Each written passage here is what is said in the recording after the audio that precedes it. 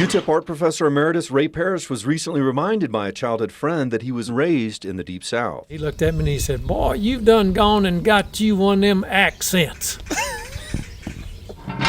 He grew up excelling at sports, but soon discovered a knack for art. I grew up in small town Mississippi, and there wasn't any art exposure. There were no art museums in the entire state of Mississippi.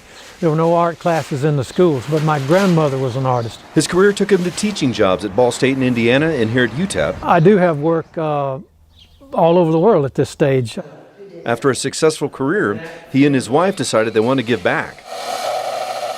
So they built the Borderland Art Residence. It's difficult being an artist in America today. Once you get your degree, then what? Walk the grounds where Ray lives and where he built the Borderland Art Residence, and you'll see construction-like materials not immediately associated with creating art. I really, again, like this piece behind me. It's a lot of times for me, threat is an interesting aspect to explore. There are several pieces, a couple of them in the sculpture garden. Art residents live and work in a loft space that Ray built. The current resident is in her last week.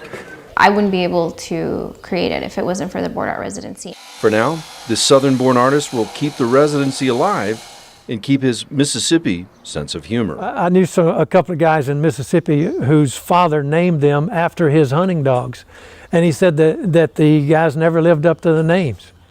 How do you live up to the name of a hunting dog? I guess if it's a really good dog, it's a challenge. That's perfect.